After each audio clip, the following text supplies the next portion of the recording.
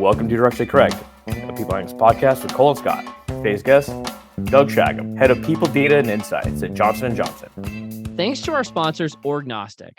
Fast track the insights behind your people data using Orgnostic by connecting all your HR data in one people analytics platform. Quickly uncover the insights you need to measure the success of your people initiatives. Orgnostic is the most innovative people analytics, generative AI, data orchestration, and employee listening tool on the market. To learn more, book a demo at orgnostic.com/directionally correct. Well, one, you have two varieties. I found the place that will do $20 haircuts, and everywhere else is like, these haircuts are getting expensive. Like, there's a place like $85 for a haircut for a dude. Like a basic guy haircut is $80. Generic haircut. And like, like for a guy, like after 3 days, you can't really tell a good haircut from a bad haircut. And after 2 weeks, it really doesn't matter. Right? Yeah. Well, that's way expensive. But I found a place over by the university, UW, and it's $20 because I'm a basic bitch, that sort of thing. And it's funny because I'd gone there before, and there's like one guy I didn't want to get, and luckily he walked through, and like someone else was in line to get him. You do like the lineup sort of thing, like you're a prisoner, just kind of get who you get. Anyway, I got this guy I hadn't gotten before, and he spent probably like 5 minutes like using the comb and like just trying to find like, I don't know, the curvature of my head. I don't know, like parting it. And like typically, or some of the best haircuts I've gotten, they've been done in 5 minutes, right? Yeah. So I'm like, here's what I want, here's sort of thing. He's like, yeah, I got you, no big deal. And he kind of cut it up. And he's like, taking forever. And like the people are like going through the chairs next to me. I'm like, that guy's been like through 3 haircuts. Like, you're still cutting my hair. Like, I'm about to get the best haircut of my life. And then like, he's like, whips the cape off. He's like, ha ha. And I was like, this isn't really what I asked for at all, but I'm glad that you're impressed. But I just want to get the fuck out of here. Like, I mean, it does look pretty good. He did do a good job, but it's not what we talked about exactly, but he kind of followed a pattern. So is it like a salon, or is it a barbershop, or is it something else? No. This is it's a straight up barbershop, and it's old school barbershop. It's actually really neat on the inside. We'll just give them some plugs, like University Barbers buys UW campus, something like that. And like on the inside, it's like all mirrors. So it's like really wild sort of experience to be in this like all mirror place. But they have like the Seahawks game on, like way too loud. It's like, I guess because the guy can't hear it, he's like, clipping hair, this sort of thing. But interesting experience. Like overall satisfied, and definitely be a return customer. Just like very I had interesting experience. I had an old barber, and he had made an invention. And so every time I went, he was an old guy, so he didn't remember he told you the story every time we went in. So he wanted to tell me about his invention every time I went in. And it was a thing that sucks the hair out after it clips so it doesn't get on the ground. Right? Like he invented like a vacuum cleaner? It was literally a vacuum cleaner that he hooked it up to it. And he's like, I've been selling this thing. Have you heard of it? I was like, yeah, every single time I've come in here. You tell me. Like, and the other thing is, why are you trying to sell it to me? If I buy it and I take it home, I'm not going to use you anymore. Do you remember like the Flowbee? It was like actually like a vacuum cleaner and a hair attachment that like cut your hair at the same time? I mean, it was a real vacuum. I think this is a little bit more low tech than a Flowbee. I know what you're talking about, though. Like, it was effective, though. I'll give him that. You didn't leave itchy at all. That is a real pain. Yeah.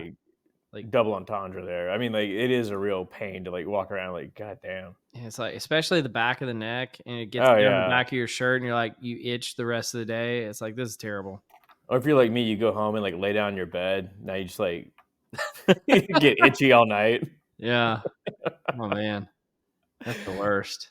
I would learn how to cut hair just to save the $20-$30 a month. Well, that's what we do now. And it's not good looking, but like you said, 2 weeks later, nobody can tell the difference. I would say for a kid, like worst case scenario, you just like give them a buzz cut and like be like, go on with your life. No one cares. This sort of thing. Especially in the summertime, man. A buzz cut in the summertime saves you on so much heat. Like your Oh yeah. body, I don't know if you feel it, but like I feel like my hair keeps in so much heat in my head. Having a buzz cut feels the best in the summer. Uh, that's wild that your hair is insulating your little dome there. Yeah. I think it's just I sweat a lot through my hair.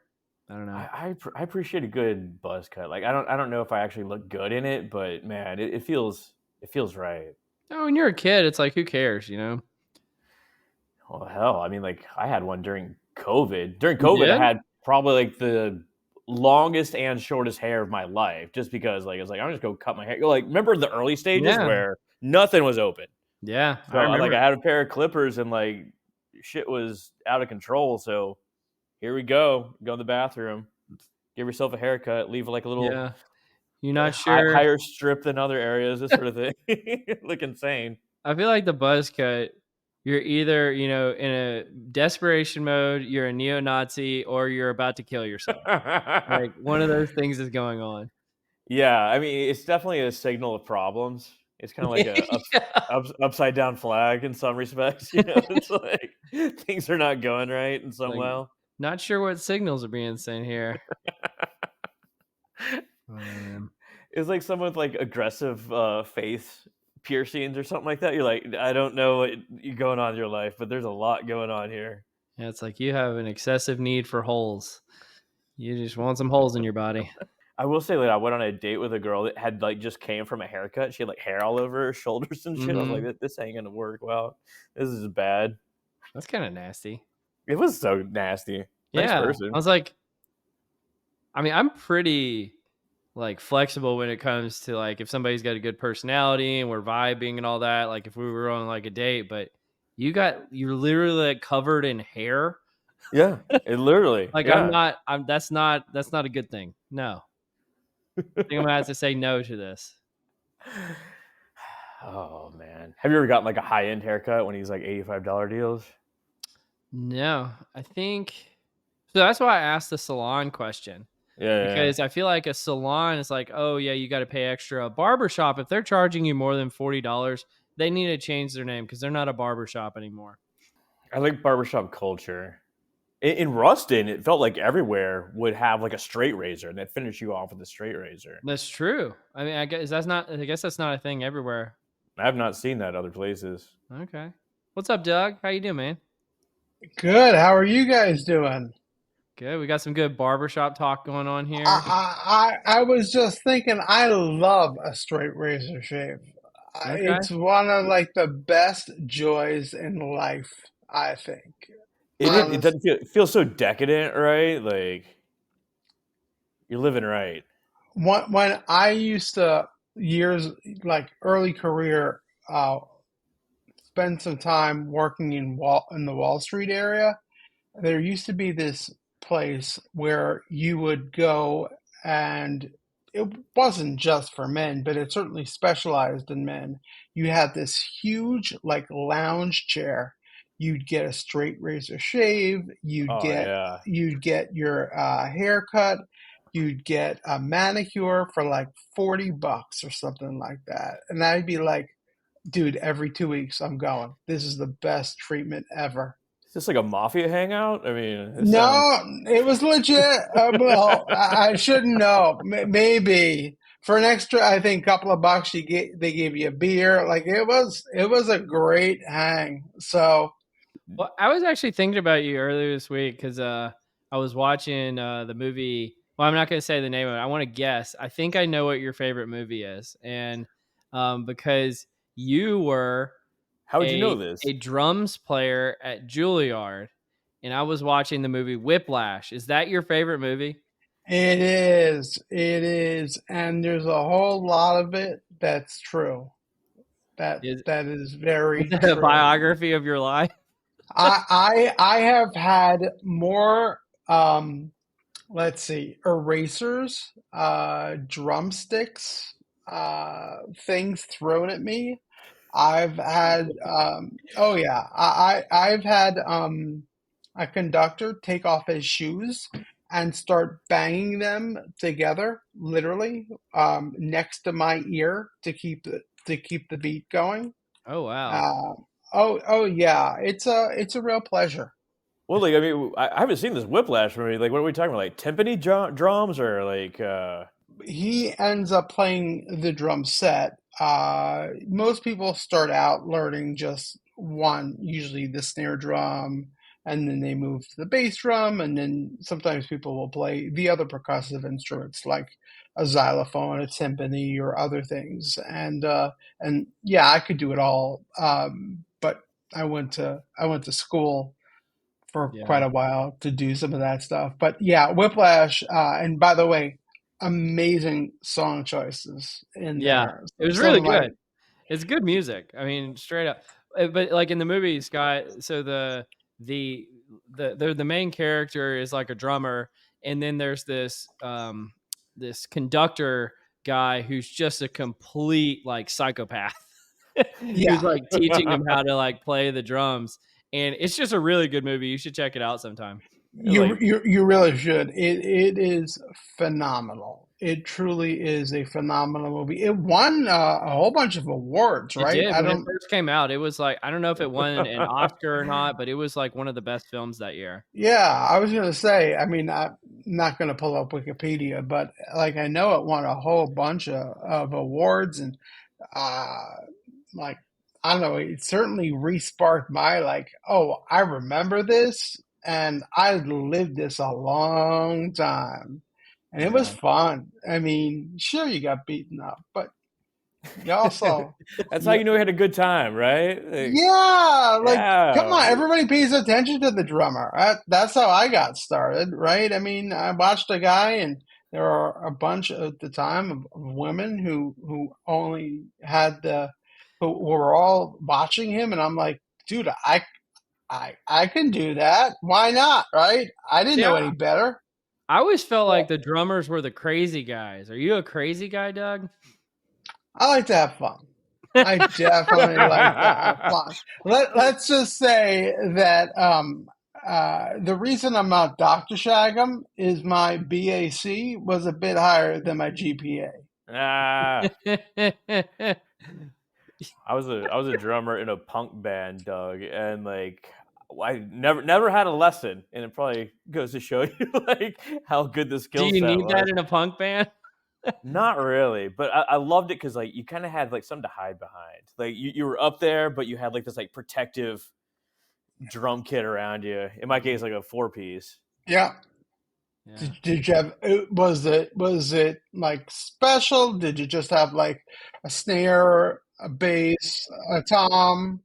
It was a Tama Art Star, and I had a bass, a single tom, and a floor tom, two Mhm. crashes, and a ride, and Nice. of course a hi hat.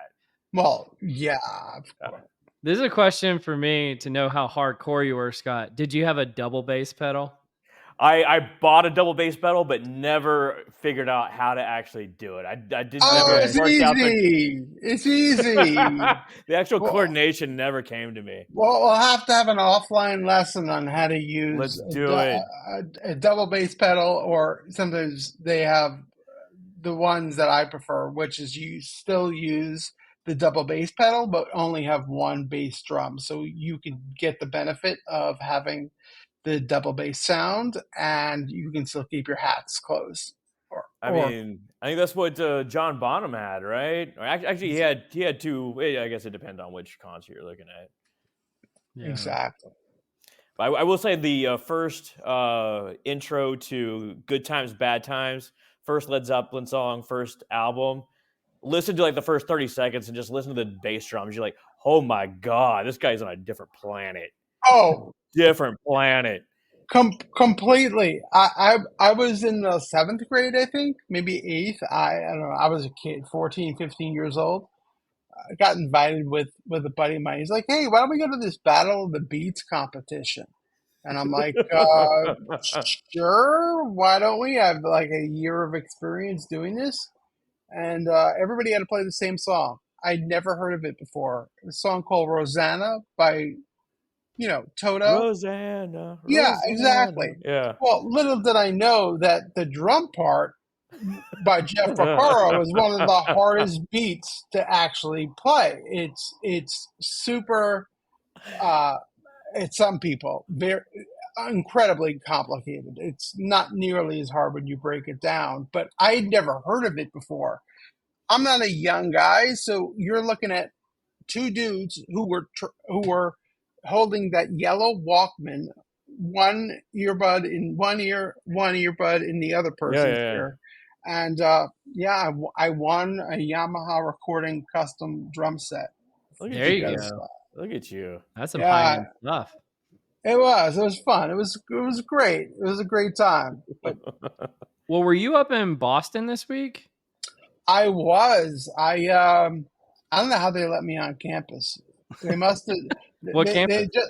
I was at MIT Okay. presenting on some of the research work that we did. That they wrote a research paper on for their CISR, the Center for Innovation and Scientific Research stuff. Again, I don't know if they just check like available credit that you have on your credit card, or Hey, let it's anybody up in here. Yeah. because clearly it's not GPA or diplomas. Yeah. Because Well, what was the research about? so it was how we used NLP and machine learning to be able to look at skills passively at scale. Interesting. And this is a board that really focuses on how to use data as an asset and how to create value from that data. So wait, you're deriving skills from what kind of data? So think of everything that would be within an employee's footprint. So when I say an employee's footprint, think about your HRIS workday as an example. You have an Uh-huh. annual performance review, right? Hopefully you're tracking things like start date, end date, promotions, lateral moves, all those types of events. Those go in there. Think about if you're a programmer or you're involved in data science, you probably have a GitHub repository or some Yeah. version thereof, right? We look at assessment data that is used throughout somebody's life cycle, training, recognition, and reward data. So all these different types of data sets that we look at, and especially performance reviews where you have an opportunity to shine with Mm-hmm. what you have contributed. And of course, your manager has reinforced, oh, yeah, you did this, or no, not so much. So that went really well because, from a first of all, employee transparency standpoint, everybody knew what they were using. So Mm-hmm. getting buy-in, and then the promotion of it was really focused on letting people understand the why. And the why was we want to know and let everybody know what we're playing for. What are we playing for? These 13 capability areas, these 55 skills. Okay. And what we said, and those came from long range financial plans, strategic plans. Mm-hmm. And what we offered up first and most importantly was, look, we're only going to provide this to you. You will only see this data. You have a chance to see how you rate yourself and how an algorithm rates yourself, how an algorithm rates you. And Do you find big deltas between the two? very close initially. Okay. We look at agreement score, which is plus or minus one out of Mm-hmm. a 5 point scale. And I mean, social science, right? 60, 70%, pretty good. We were Well, right self there. ratings are notoriously the least reliable type of ratings. That's why I asked. And so I was wondering, you probably get all the different kinds of bias that goes on there, but are people? I guess who do you trust? Like, do you trust the algorithmic ratings more or the self ratings more?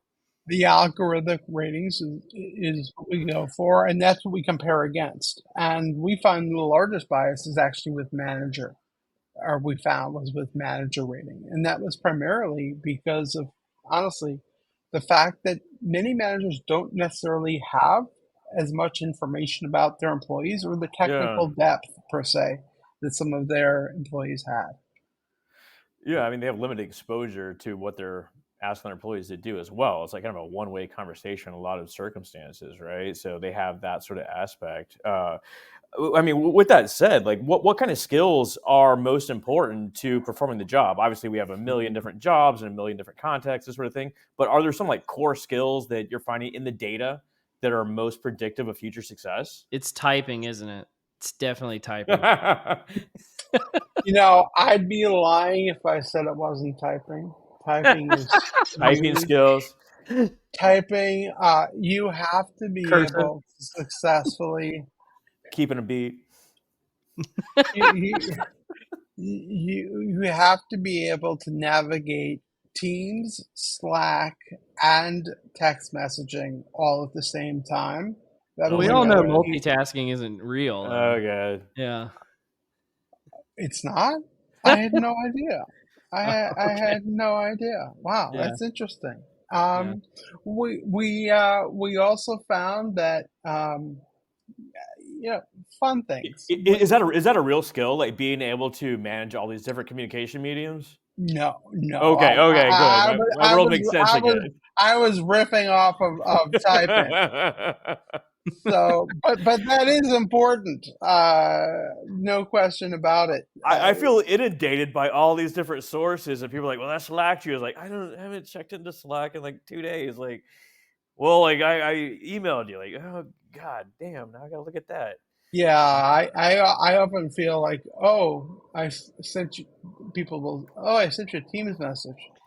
Oh, I should have checked Teams. I was just looking at Outlook, Have and you guys done any research along those lines around like productivity and the amount of distractions that go into it and like focus time or anything like that?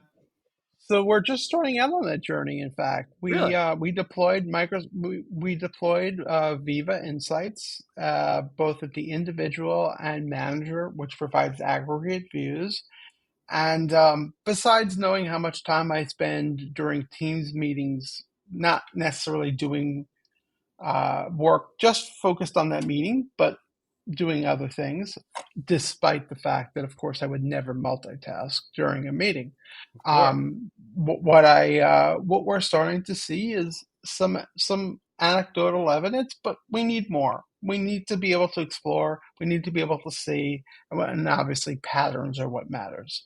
So that's what we're starting to see, and what kind of outcomes, especially as project teams start evolving more and more, rather than just I'm a part of this organization. As project Hmm. teams start to evolve, how does that play into all of this? Yeah, I mean, like as we move into this sort of like further into this digital future, these sort of like technical skills feel like they're going away, especially in the same way that like crystallized intelligence is going away or the need Hmm. for it. And I think we're gonna have like two sort of like fungible skill sets that are really important moving forward. Like one is this idea that you need to be able to brainstorm and collaborate with others, generate ideas, because like even like Gen AI can only do so much with the information that's put into it. Hmm. The other is like the ability to sell ideas, which is a different skill set, but going to be like wildly important. Oh my goodness. Yeah. If you are not a successful storyteller and being able to tell a compelling message, you're going to fail automatically. Doesn't matter if you have all the brains, Hmm. you have the greatest ideas, but if you can't communicate them effectively, be able to persuade, and uh, I would even argue be able to use the word sell, but I would say, drive consensus, get everybody to see the same Yeah. view of what's in it. The old radio Influence. station, radio station with them. What's in it for me? Hmm. Value case, right? Like uh, that sort of, everybody's got that radio station programmed in. Trust me. Sure. Uh, that's super super critical, and you've got to have some technical know-how because you got to know your area. You got to know your Hmm. subject, right? But I would argue less so on the technical side in many cases and Yeah. more so on that other side, that being able to be a great storyteller, being able to tell a compelling message and getting that point across. So you've got that consensus, you've got that buy-in and support. Well, Scott, I actually want to come back to you. Why? Because basically what you said was like collaborating and selling. Hmm. Why those two things? Why not other things? And what kind of took you to that conclusion? Just out of curiosity. So obviously we have new generative AI that can do a lot of those Mhm. sort of technical tasks for you. You can write code, this sort of thing. Doug does bring up a good point of you do need like technical expertise, say like business, industry specific Yep. knowledge or company specific Company knowledge, specific. Yeah. this sort of thing. But as we move more into sort of like a network society, networked organizational structures, Gen AI can only do so much, and it can only produce Mhm. insights from its training models. Where I think the real power of humans is being able to connect the dots outside of those training models, or get anecdotes from people in real time and be able to work that into their own sort of mm, I don't know ideas and Yeah. how to move forward and evolve, etc. I feel like I'm rambling now, Yeah. but essentially, you need to be able to brainstorm these sort of ideas. And to Doug's point, also, somebody needs to be able to influence and sell those ideas. It's just one Yeah. thing to have an idea; it's another thing to Okay. actually sell them. I Yeah, no, I get it. When it was interesting because I texted you something earlier this week, and I should have sent it to you, Doug, too. That there was this research that came out that showed that generative AI can't extrapolate beyond its training data. Because one of the things we had talked about before on the yeah. podcast is like, can generative AI create a truly new idea beyond just what has already been ideas that have already been had in the past? And I think it was researchers from Google. I'll have to like find the link that I sent. I'll put it in the show notes, but basically found that at least upon the evidence that they had looked at, that generative AI actually can't. It can't. It can't go beyond that. And so I think that's a really fundamental piece of data that we've been needing ever since this new revolution that's occurred. So that was really interesting. That is really interesting. I mean, it has all sorts of implications because you look at Gen AI output and you think like, "Oh my god, like this thing is thinking," and clearly it's not. When it actually gets to your point you were making, Scott, about okay, well then we have to have humans collaborating to generate ideas and then selling those ideas. So it's absolutely related. And could I get a little bit of shout out that Gen AI is super cool and has tremendous potential, but it can't solve everything today, Look at Mhm. that. Wet towel Doug coming out. Love it, man. Tell us more. right? I mean, look, Preach. I'm a huge fan of Gen AI. I'm a huge fan of tech in general. I mean, it's part of my it's Yeah, passion, right? But like, I think we have some folks in different parts of not just an organization, but even classes that I teach that are like, oh, I can have Gen AI do this. And I'm like, well, you sort of, can. kind of, Yeah. but do you want to learn anything? Right? Like, sure, it could write, assignment number two, but then again, maybe you want to learn that for future use or things like, you know, there's going to be Chat GPT 5 and 6 and 7 and Yeah. 8. It's going to get better.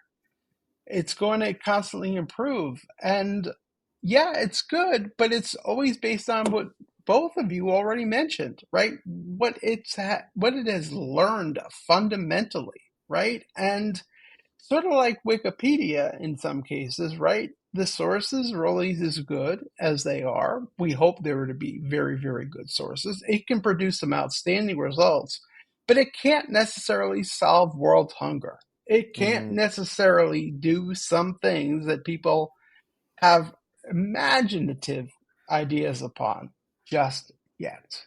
Yeah, it's definitely not good at making sandwiches to solve that world hunger. It's notoriously bad. I am curious, Doug. So you mentioned your students. Are you teaching right now? I do. So I'm tremendously privileged. I teach at Columbia University, at NYU, and at Lehigh University. I teach both people analytics and strategic workforce planning. Well, I mean, as this esteemed professor that you are, how do you incorporate Gen AI into like the curriculum? Because kids are going to use it, and it is a tool. To your point earlier, it's not the only tool, and you do have some erosion of skills on the back end by using it. How do you approach it? We do, and I should point out I am far from an esteemed professor. But thank you. I appreciate the at least notion thereof.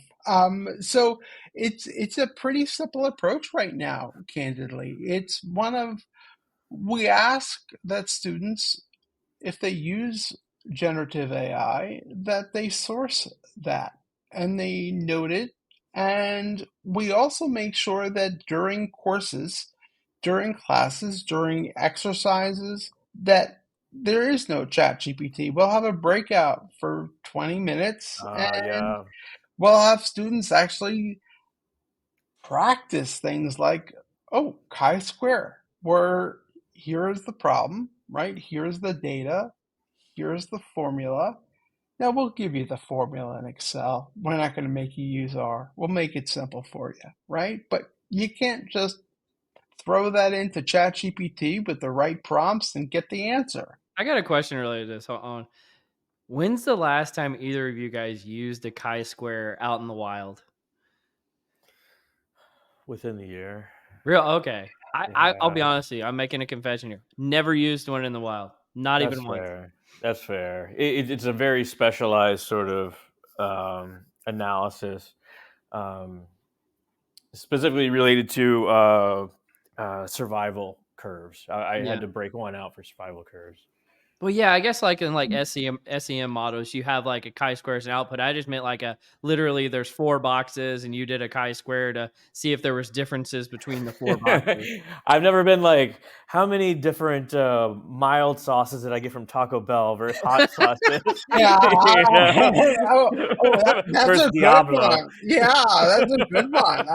Maybe I could use that in class. I was going to say, other than class, yeah, not so much. But I'm thinking that may be a good option versus Oh the yeah. more traditional one we have to use from the EOC. So I like that. That's a much better option.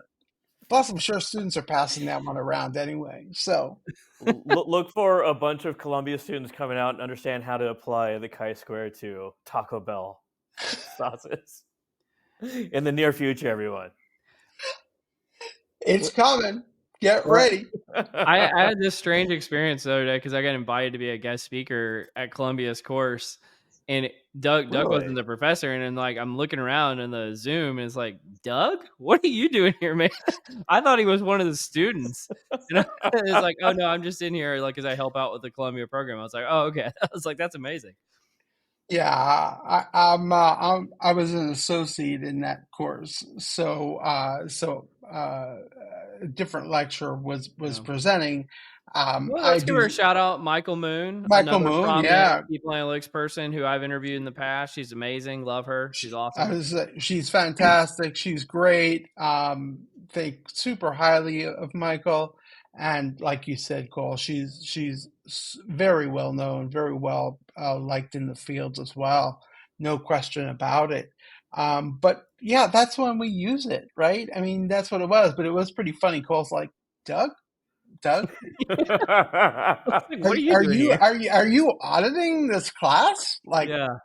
for reason? No, no.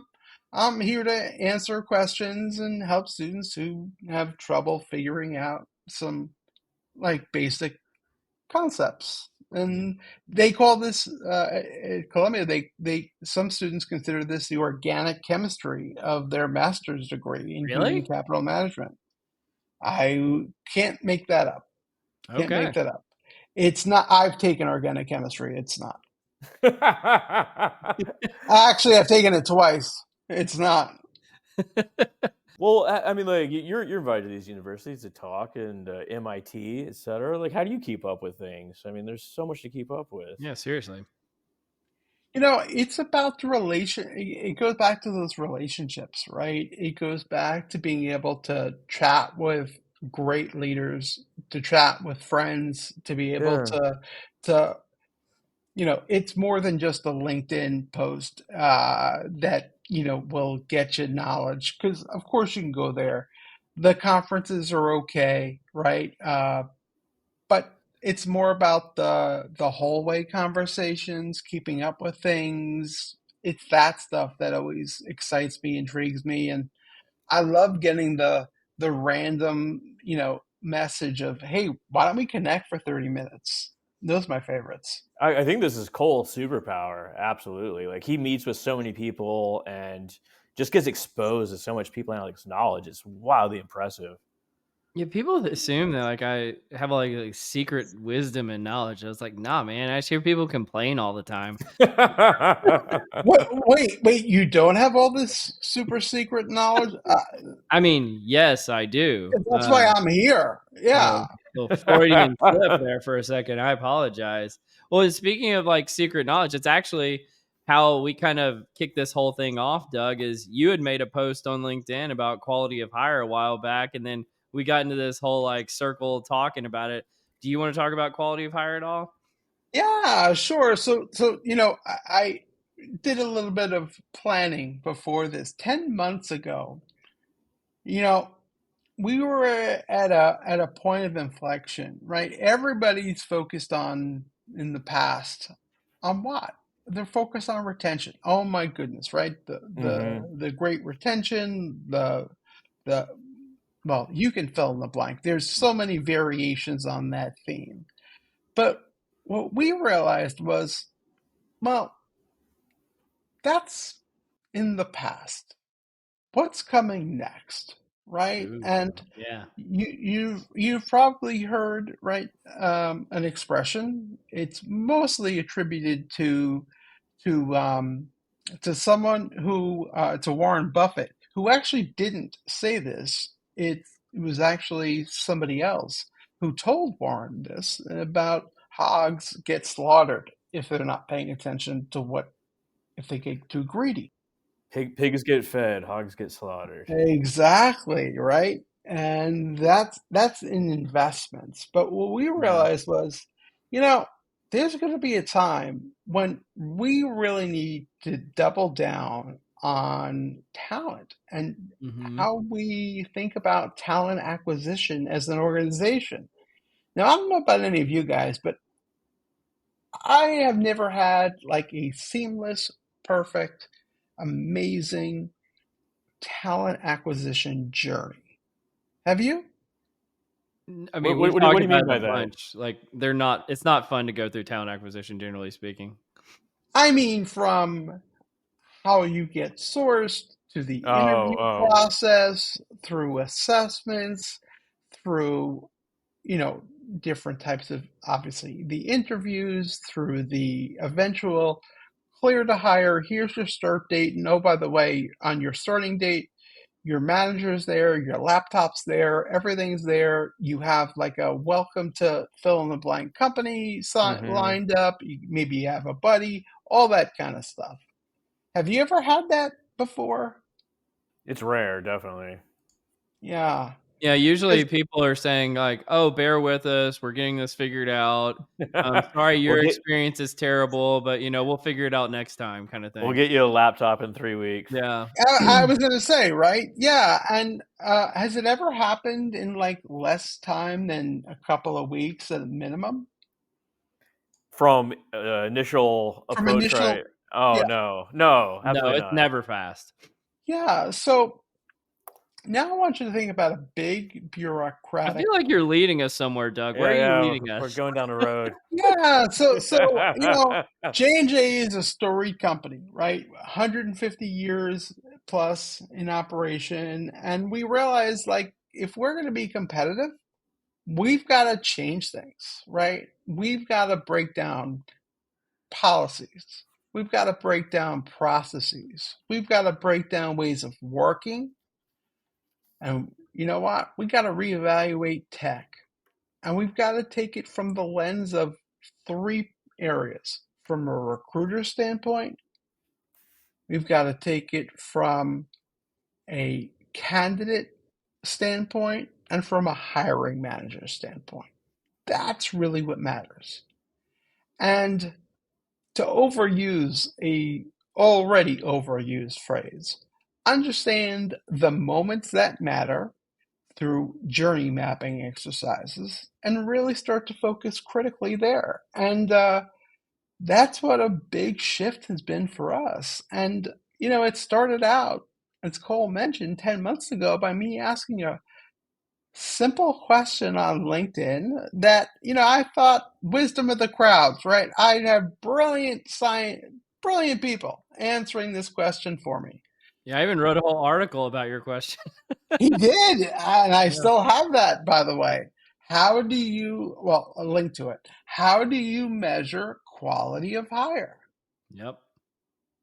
And, well, let's disregard the folks, what are you trying to get at? Why does it matter to you? Because, well, come on.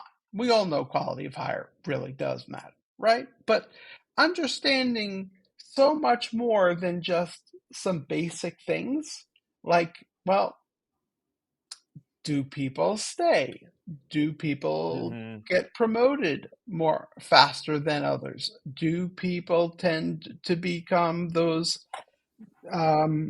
real when you think of an organizational network analysis, right? Do they really become those central points of contact over time where they're, as I will frequently use the phrase, the mayor, right? They have all this information, they can distribute it, and they're the go-to people, right? And we also want to look at it in different areas, right? Is it different across 3,000 plus jobs, 30,000 different positions? Is it so different in cohorts? If I started in 1 year, what if I have a manager who has a different or lower performance rating than a manager who has higher, or a Mm-hmm. larger span of control or a smaller span of control?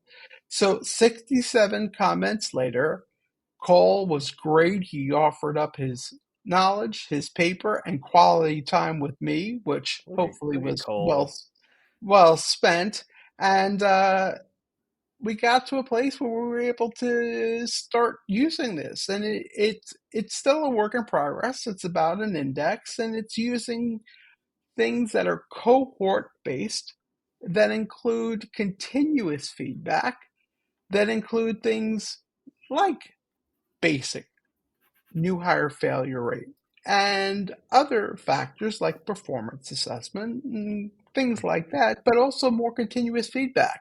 One of my favorite questions, and I know we'll get to this at some point, around around our NPS. We changed NPS that goes out to hiring managers and that goes out Mm-hmm. to our candidates, but for hiring managers was, did you raise the bar on talent by The hiring bar this individual? raisers. Yeah. Right? And then we don't just think about asking that one question to a hiring manager 2 weeks after they join, but what happens a year from now? And you ask the interview panel that Mm-hmm. same question. What is that like? Right? Do they feel like they Oh, made that's a great? interesting. Like doing like a after action review. It's like, tell us about this score where you rated so and so. That's funny. I like that.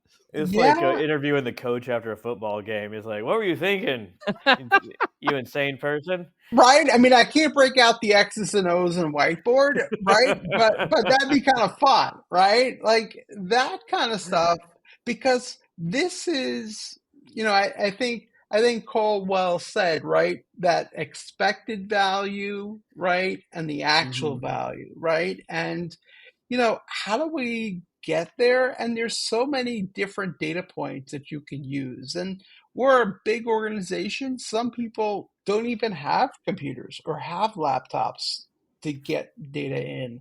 Some, They of don't course, have those typing skills, that we were looking at earlier. they don't. They don't. They Poor do. They thing. do have a phone, but they do have a phone, so Yeah. they can use thumbs, or at least as my kids would say, "Wow, use your thumbs. Can't you use other fingers too?" God, Dad. I Jeez. know. I'm a boomer to them, but Well, I mean, if you want some expected value, you want to join us in the confusion matrix? always a pleasure. The confusion matrix. Always. Okay. Cole really loved this last week, so we'll see how this goes with you, Doug. We have one real research article and two fake ones, as described by Gen AI. And your task is to identify the real one, okay? Okay. Pretty simple rules. Okay, so here you go. The first one is golf courses and residential home prices, an empirical examination. This is from the Journal of Property Economics and researchers from the San Diego State University.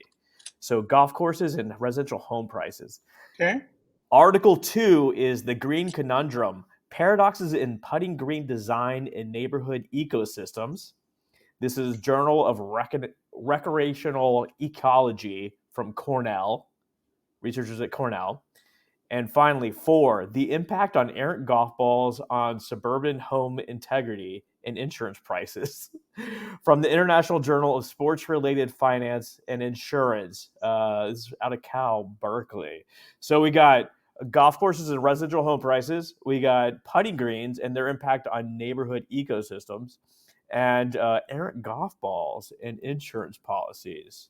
Oh, I know the answer. I know What it, but I'm say going to let Doug you? go first. Doug's got to go. All right. I'm going to be clear here. I'm going 2 is false. Putting greens. Putting greens? Putting greens is No. for sure false, but what about 1 or 3? You got to make a choice, Doug. Well, I could see golf balls and as being legit. I could see that, but I think it's probably a sponsored study, which I would tend to avoid. So I'm thinking it's going to be those. Granted, I'm biased. I have a home on a golf course, but I'm going to go with choice number 1. Going number 1? Oh, it's got to be number 3. It has to be number 3. Okay, here I will. Should have stuck with my original. Should have stuck. Okay, here's the actual one. Oh, let me put it up. Oh, I was wrong. Is golf courses and residential home prices. It's been a few days since I actually read this, but essentially they matched home sales on golf courses through some sort of algorithm, and then found that golf courses add 7.6% to the property value. There you go, Doug. So well done. Oh, well done Thank on you. your investment. Well done. Well, I hope so, because there's not much more land left. So I'm Have hoping. you ever like gone out in the yard and like pretended like a golf ball hit you just to mess with golfers? Anything like that? Oh, we've had so much fun. So my family's grown up on golf courses. We've lived in Florida on and off for quite some time. So I can't tell you the number of golf balls we have when people, just because people are like, I don't know where my golf ball is. And it's usually because one of my kids already grabbed it and took it away. So that's one fun thing that we like to do. We yell for them, right? Even though it may not even come in our direction, just for the sake of watching them realize, oh my God, I could have hit somebody. So we've done that before as well. And I can neither confirm nor deny that I may step outside early in the mornings and play a couple of holes before the day begins for free. Oh, heck yes. Just Well, you yes. gotta do quality control. Quality control, right? Ooh, I like that. Ooh, Yeah. I'm Yeah. going to start using that now. Thank you. Yeah, I'm doing QC. Yeah, I like You just got to that. take some divots to make sure the integrity of the grass is appropriate that morning. I like that. You're So you're testing the skills of the groundskeeper Yeah. and the overall management. overall management, yeah, I love that. I will say we've had some fun. We did blame at one point for my little girl wants to play golf at Stanford. She's a super. Damn. Heard Yeah, Tiger she's good. Woods. Tiger She's Woods. good. Yeah, she's very good. Thank you. I'm like, just get a degree. When Stanford Degree. consistently has, I think, the top female golf team, so that's definitely a big goal. They do they have been amazing, but I'm also like, just get a degree in computer science too, please, while you're there. I Like, don't know, man. If you get like high end golf, that's a yeah, rocket ship to Mars. it is. It is. I just, I You don't need know. something to lean back on, right? Yeah, I mean, computer science, Stanford, Pragmatic, while you're Doug. there, right? Like, I don't know, maybe you can fit it in your schedule. Little tutoring extra. I'm not sure. We could work it out, right? I don't know. But yeah, so that's what she wants to do. So she's a fun player to play with, and she kicks my butt every time. Like she's like, "You suck," Yeah. and I'm like, "You're 15. Are you allowed to say those things?" Right? And Like I gotta play at 4 in the morning out here. The sun's not even up. exactly. But it's all in good fun, and we've always enjoyed. In fact, she's great. She was playing, and she claimed that one of the tee boxes, it was her lining up, accidentally broke off the end of her shaft of her club. Oh yeah. Tee boxes have a way of doing that sometimes. She's a turf monster. You Yeah. would think, right? So they replaced the whole thing, and I was completely shocked by that. So, Well, okay, cool. I'm definitely coming to crash your place for the Players Championship next year, Doug. But You've got a would spot. you like to join us in the nerdery? Let's do it. The nerdery. Let's do some nerdery. Well, along the lines of kind of some of the things you were mentioning about talent acquisition and like the moments that matter and everything. The first article we had um, is about cyber vetting, and this is a part of the talent acquisition process. I don't know, Scott. Do you want to take us through this? Yeah, absolutely. So we all know what cyber vetting is. So essentially, seeing what people's online personas might say about them, and then kind of using your Ouija board to divine if they are going to be a good fit for the organization. Article says that 43 to 70% of employers do it. For candidates, it could cause anxiety about their online image, and for hiring agents, like, is it really an accurate reflection of a candidate's overall skill? Boy, there's a lot to cover here in terms What of. I want like the last point about is it an accurate reflection of a candidate? What are your guys' perspectives on this? Because I think this is the crux of the issue.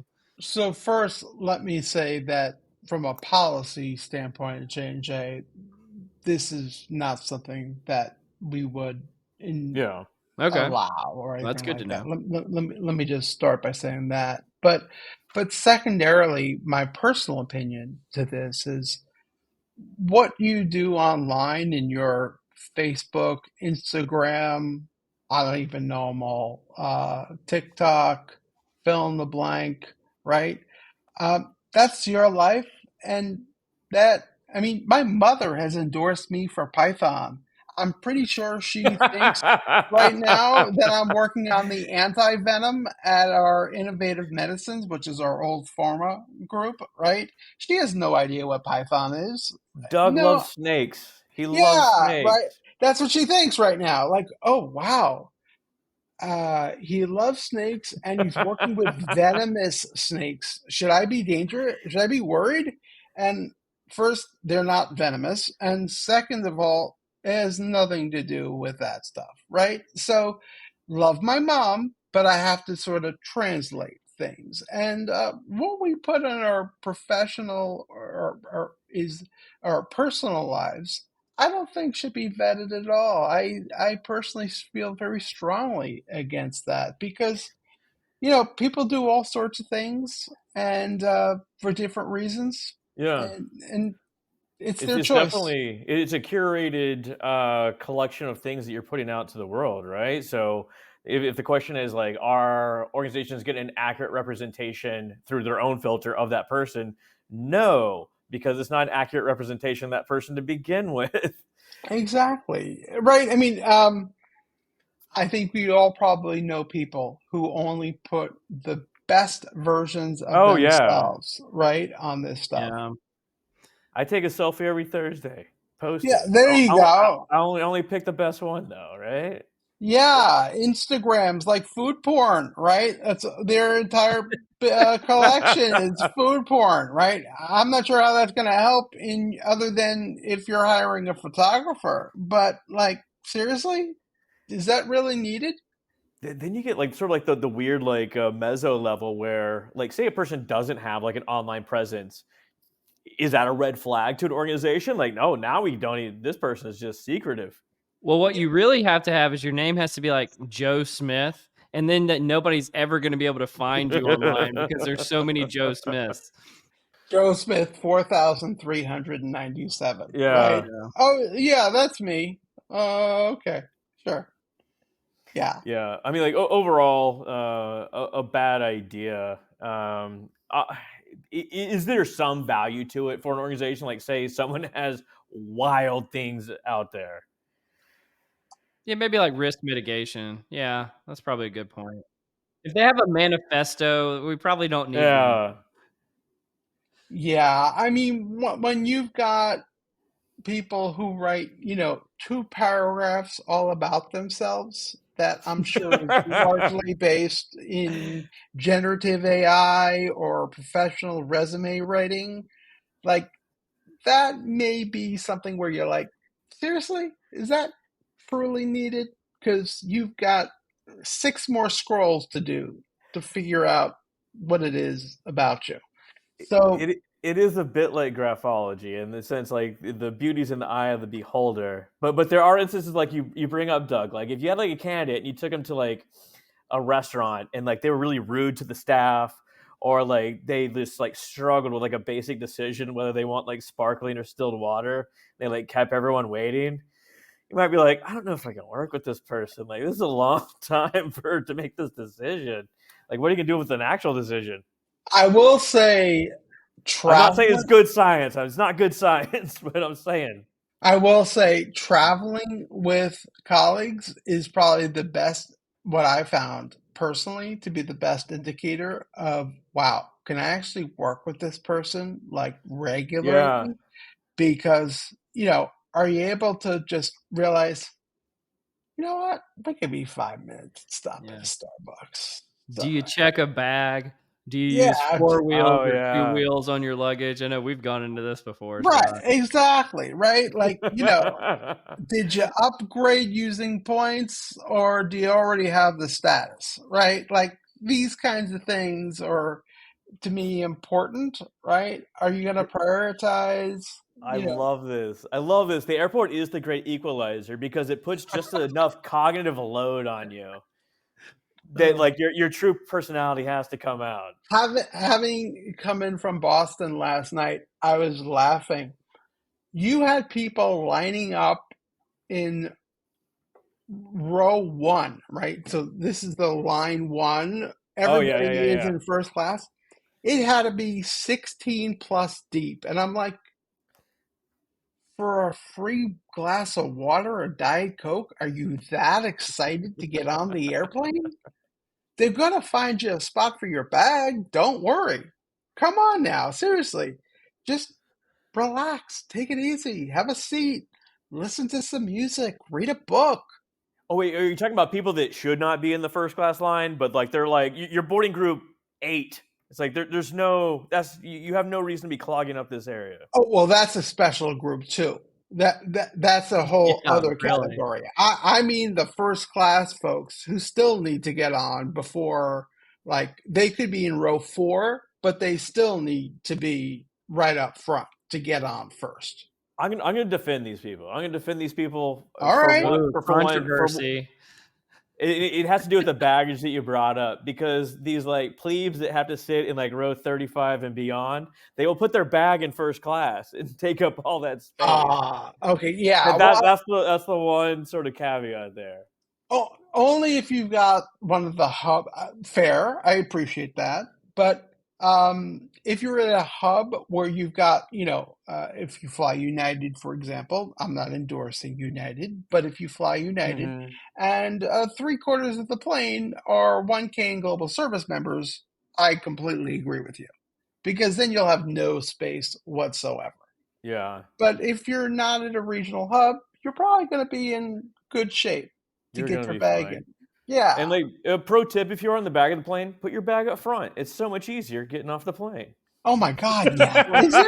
Right? Like, I always think, like, who doesn't do that, right? Like, if you know you're in 26D, just stick it right up by the front because you got to walk past there anyway to get off. Europe does it right, where like you board and egress from both the front and Right. the And the back. back. Yeah. Yes. It's so much easier. What's wrong with the people that are getting there early? It's just like they're demonstrating their conscientiousness, right? And like, does it even pay off to act conscientiously? Cole's leading us into the next actual article here, Well, Doug. I mean, do I? Sure. I mean, I wouldn't arrive to a movie late, to your point, but that doesn't mean I want to sit there and watch 82 versions of the same previews before the movie begins, right? I want What, to were, balance. were you a Barbie or Oppenheimer guy, Doug? Oh, Oppenheimer. Oh, interesting. Me too. Yeah, I Interesting. like Barbie, but Oppenheimer still was a little better for me. Well, I think we all kind of like conscientiousness at some level. Trait and state conscientiousness positively impacts many life outcomes. So you're talking about your health, job performance, this sort of thing. But it may be effortful in going against like typical levels of conscientiousness. Like sometimes you need to be more conscientious, like dealing with data, this sort of thing. So this study examines how fluctuations in state consciousness relate to emotional exhaustion, resource depletion, and negative affect. And the study consists of two studies using ESM methodology. Really cool. So they essentially ping people throughout the day and see how they're doing consciously, and their all these other outcomes. And what they found is high conscientiousness relates to lower emotional exhaustion, resource depletion, and negative affect concurrently. So in the same time you're being conscientious, you have these sort of positive outpacks. The lagged effects are somewhat weaker. So an hour later, which you would expect, they wouldn't be exactly related. But overall, higher conscientiousness, even when counter habitual, has positive impact. So the more you sort of practice this sort of stuff and, raise your levels, the better outcomes you have, at least these three outcomes. Yeah. Fake it till you make it, kids. Yeah. The research says so. 100%. If there's one life lesson that I have learned that I've taken with me is the fact that, you know what? It's really a matter of being able to realize that you're going to be uncomfortable a lot. So get comfortable being uncomfortable and Mm-hmm. knowing how to thrive and survive in those types of environments. Tremendously powerful. Tremendously powerful. Um, that was a big one for me. And conscientiousness to me is a part of that, right? Like you have to be buttoned up. I started my career at GE, got my ass kicked by Jack when he was still around. He was still walking around, and believe it or not, in 1999, and he had some choice words for me, and they were fair because I didn't know the right answers. So if you're not buttoned up, you better plan to be because the next time it's only going to get worse. And as we grow as leaders, as we challenge ourselves, as we challenge our teams, and people want great things, you've got to have everything there and you're going to Yeah. get better outcomes. Test and learns, right? People are always afraid, oh my God, what if I fail? You know what you're also going to do? You're going to learn. People forget that aspect, right? Absolutely. Now, I'm not doing the whole Google X like celebrate every failure. Let's have a big party, right? Like, and that may be cool, right? But I am to if you are Google X, I'm not here to do anything about them. But to that end, what matters is everything you try, and as long as you're really focused on doing the best you can, being focused, being conscientious, being aware, being present, being inclusive, all of those things, right? Being ethical, certainly, those really matter. And I have to believe drive better outcomes. When I just got my directionally correct bingo because we got a Jack Welch story, so I got a straight line on there. Finally got that one crossed off. So well done. Well, little known fact: if you ever read Jack straight from the gut, there's a chapter that talks about his heart attack, and his heart attack, Jack. Heart attack, Jack. Yep. It's The chief caused by me. that would have been true, probably. Yeah, but unfortunately, I was too young at the time. But his chief medical officer, Saul Millis, was my second great uncle. Okay. Who thanks to well, I'll just call it luck. How about that? Luck was helpful in getting me a nice spot in the financial. Preparation meets opportunity. That's what luck is. Oh, right? I love that. I'm going to use that too. Yeah. Shout out to Saul. Well done, Saul. Can I make just like one quick point about like this conscientiousness? Like, there's nothing like, as Doug mentioned, like having your house in order, and it's like, because if you have messy work and this sort of stuff, that leads to a lot of worry, and that's where a lot of this sort of like negative affect comes from, because you didn't take care of things, and therefore things are left up to chance. There's nothing like being squared away, right? Yeah, closure. Oh my God. Yeah, you know what feels great knowing that you've maybe not achieved inbox zero, but by the end of the week, everything you set out to do, everything that you planned to accomplish, every email, every aspect of I needed to communicate this, all that stuff is done. Wow. That's a One of good my week. favorite Radiohead songs, Everything in Its Right Place. I love it. Love it. I strive for no scroll inbox. That's my goal. Always have like no more than say like 8 inbox messages. That's good. It's hard to do. It's hard to do. I was going to say that's not easy, but that's awesome. Well, let's hit the last nerdery topic here for a second. I think we can do it fast. But Rob Reiner points out about understanding leadership from the point of followers. And so one of my criticisms of leadership research for a long time has been it is neglecting the impact of you can't be a leader without having followers.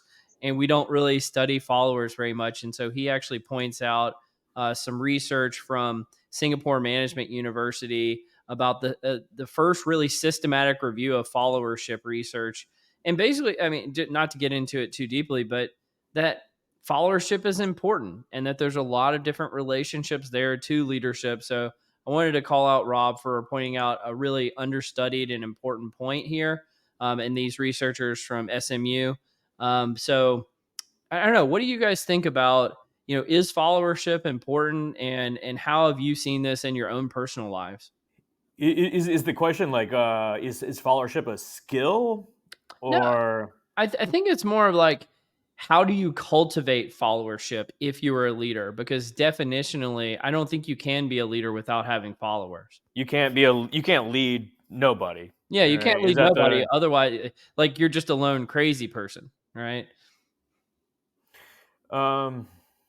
Yeah. I mean, like, a lot of organizations talk about like everyone's a leader here and this sort of thing, and like I think that is an aspect. People can be a thought leader and like these sort of these like slice and dice sort of definitions. But if you're gonna be like a true like people manager and leading people, then you got to rally the troops behind you, right? Absolutely. I mean, you're a leader, Doug. What do you think about this?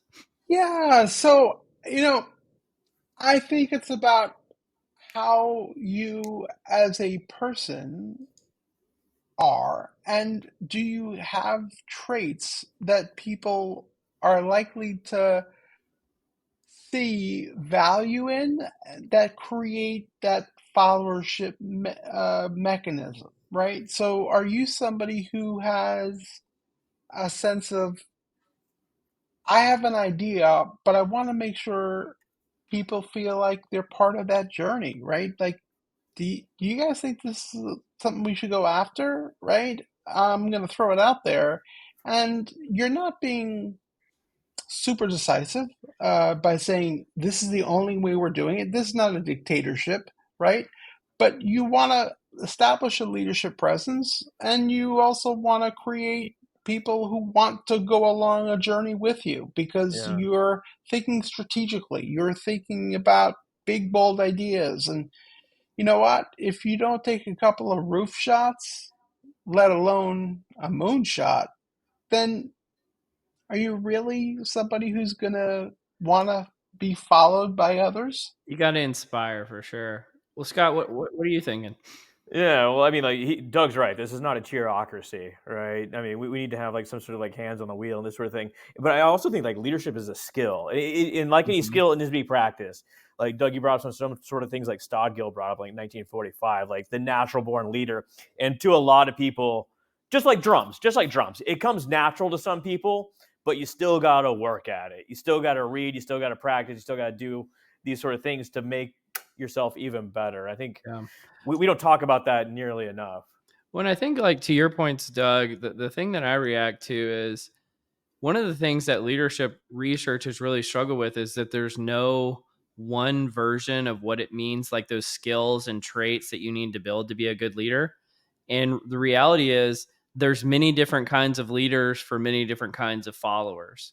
And I think that's why it's so important to study not just leadership, leader member exchange, but also the concept of followership and why that's important. So You're talking about like situational leadership, like the I mean, two have to. not even necessarily that. I think that certain traits of leaders are work for certain types of followers. Certain traits of leaders work for other types of followers. It's not just the situation. It could even be trait-based leadership.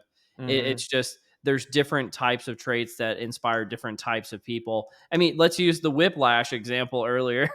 uh, Dude's a psychopath, but clearly some of the people follow him. And Love other them. leaders, might be much more positive, and people would follow them too. It's funny you mentioned that. I'm gonna give you, if you have a second bingo spot for GE, here you go. Right? So Yeah. I learned very early on at GE that you keep a notebook, and you keep this notebook, and I still have it. It's in my bag over there, and it has now a couple of pages in it, but one page that's devoted to the manager's name and what are some great things that this manager did.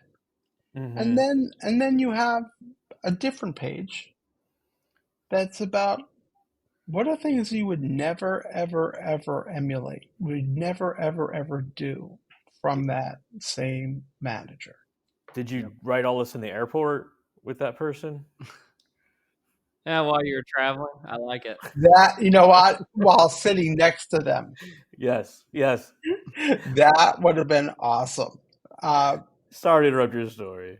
no, you know what? I'm just thinking how cool that would have been Yeah. because You're like, I'm oh, thinking, use the four-wheel bag. I see. That's a yeah, Mm. choice. I'm thinking about somebody who on a Thursday would be like, I need you to be in India for Monday morning. And that was Damn. not a trait that I ever wanted to emulate as Yeah. an Yeah. example, right? But That time change is rough. yeah, I mean, time change, but like life. Like, what if you had plans with your family that weekend, or you were Yeah. going to see a concert, or play a game of Oh golf, whatever, yeah. right? Like, I guess I'm not doing that now. Uh, Well, All this is what right. like a lot of like call center workers they have to deal with. They don't know their schedule more than a week in Mhm. advance. It's a really, really rough life. Yeah, it's not right. It shouldn't be that way. Exactly. But I also appreciate the fact that everyone wants to know what they're playing for. And as leaders, they set that example. So being able to recognize that these are the kind of people I want to work for and lead and be a part of, and from that same followership standpoint, like, you know what? This is not how I'm going to jive well. This is not Mhm. the right. I think the aspect that you brought, Cole, around these like sectionalized or however it's best phrased is so important because people are going to people are different. Everybody has a diverse standpoint on how they're best capable of delivering value and growing in their career, or perhaps they don't want to grow. Perhaps they want to stay where they are, but they want to have a great work environment. And I think that's so important as a follower as Yeah. well. Well, you're clearly a really great leader, Doug, and you've been a fantastic guest on the podcast today. Thank you so much for joining us. But before I give you the final word, Scott, any parting words for Doug? Doug, thanks so much for coming on. Hang in there, man. Things will work out eventually. I'll see you in India. Maybe we'll see Yeah. Jack Welch there. Who knows? We could. It would be kind of strange if we do. But yeah, I could see in India. Let's put it that way. Yeah, absolutely. And I'll have Jack Welch stories for you. Yeah. That's good. Doug, you've been fantastic. Thank you so much for joining us today. And you've been listening to Directionally Correct, People Analytics podcast with Colin Scott and Doug Shagam. Thanks, Doug. Thank you both, Cole, Scott. Pleasure. Thanks so much for having me, and what a privilege it's been. All opinions are our own and do not reflect those of any other organization. You've been listening to Directionally Correct, a People Analytics podcast with Colin Scott.